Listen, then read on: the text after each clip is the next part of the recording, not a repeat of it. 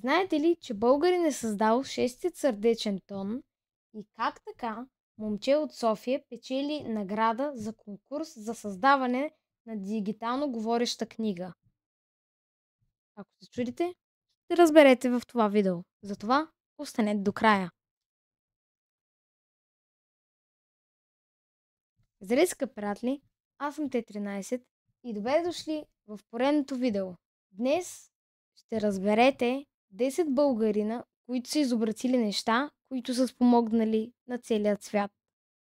Преди да започнем, се абонирайте за канала, харесайте и ако искате ме подкрепите във видеята, които правя, може да закупите някои от моите продукти. Линк към тях ще намерите долу в описанието. А сега, нека започваме. Първото постижение, за което ще ви разкажа, шестият сърдечен тон. Дело на българинът Иван Митев. За да си представите важността на това постижение, ще ви разясна малко повече за сърдечните тонове. Това са звуците, които се чуват от биещото сърце при изпомпване на кръв. Те се използват в кардиограмата като един от най-добрите диагностични показатели. През 1972 година доктор Митев по време на преглед на свой пациент забелязва особен шум между първият и вторият сърдечен тон. Така през 1974 година с разработена научна станция потвърждава откритието, което е направил. Следващото постижение е на Румен Антонов. Вероятно някой за първи път чуват това име, но изобретението, което е направил, ще ви изуми. Моделите на един от най-известните марки коли, като Toyota, Peugeot, Renault и Honda, се поставят автоматични скоростни кутии. Делото именно е на българина Румен Антонов. Постижението му е уникално, защото кутията е безстепенна и е приложима за малки коли, което води до слабо нарастване на разходи на гориво. По-късно изобретява и 6-степенна кутия, определена като по-малка и по-икономична.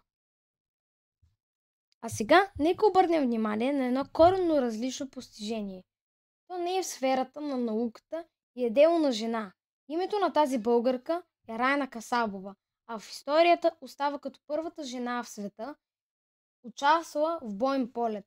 Време на Балканската война 1912-1913 година Райна Касабова е на 15 години и е доброволка в полевата болница край Одрин. На 30 октомври 1913 година тя, жената, взела участие в боен полет с самолет Воазен с командир подпоручик Стефан Калинов. Така Райна Касабова записва името си в световната история като жената пионер в авиацията. Представлявайки ви български достижения, няма как да не ви спомена родният фолклор. През 1977 година американски космически апарат Voyager 1 и Voyager 2 са изпратени в космоса в търсене на живот. Прикрепена към двата апарата е златната плоча на Voyager. Тя съдържа множество снимки и музикални произведения, както и поздравления на 55 езика. След тях се нарежда и българската народна песен "Излел е Дзелю Хайдутин", изпяна по невероятен и изключителен вълнуващ начин от Валя Балканска. Ще продължим, като ви разкажа за постиженията на авиатора Асен Йорданов. Освен че конструира първият български самолет, благодарение на него можем да оставяме съобщение на телефонния секретар, защото именно той стои зад изобретяването му. За жалост, малко познато е и другото му достижение – създаването на първата въздушна възглавница. Спасила много човешки животи. Стои в основата на развитието на американската авиация през първата половина на 20 век. Надали има човек, който да не е гледал или поне чувал за филмите "Матрицата" и "Мисията невъзможна 2", но малко са тези, които знаят зад впечатляващите визуални ефекти, които всъщност правят толкова успешни тези филми. Той българинът Георги Борушков. Той е роден през 70-те години на миналия век. Завършва Софийската математическа гимназия, след което продължава образованието си в чужбина. Следващият разказ, с който ще ви изуми, е за създаването на така наречената космическа храна. Тя е дело на българският учен от Института по криобиология и лиофилизация. които разработват съвременни биотехнологии за студено консервиране и изсушаване на биологични материали във вакуум. Характерно за този вид храна е, че те имат продължителност на съхранение до 5 години. В основата на това българско изобретение стои Цветан Цветков и неговият екип. Поредната, малко позната история е за българският изобретател Петър Петров. Роденият в малко село Брестовица учен е считан за един от най-продуктивните изобретатели през втората половина на 20 век. Сред изобретенията му са първият дигитален ръчен часовник, първата компютърна система за измерване на замърсяванията, телеметрични устройства за измерване на замърсявания и метеорологични и комуникационни сателити, първият в света безжичен сърдечен монитор, както и още много други апарати.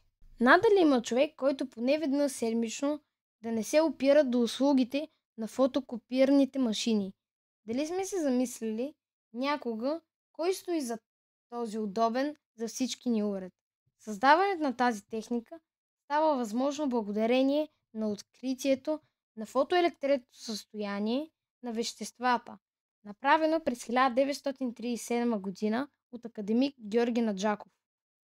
Следващият път, отивайки до Ксерокса, гордо ще си спомняте, че технологията, използвана в тази машина, е дело на българин. Последна точка ще бъде за създател, който предполагам, че не сте чували. Изобретението е дело на тогава 23-годишният български студент Лъчезар Цветанов, учещ в САЩ. Момчето от София печели първа награда в конкурс за създаване на модел на дигитална говореща книга за незрящи. Моделът му е избран като най-добър сред 146 проекта на студенти от 28 висши училища по дизайн. Самата книга достига размери на нормална такава, а различните по форма бутони по ръбовете и позволяват да слепи читателите да разлисват. Скъпи приятели, надявам се това видео да е било интересно и най-вече полезно за вас.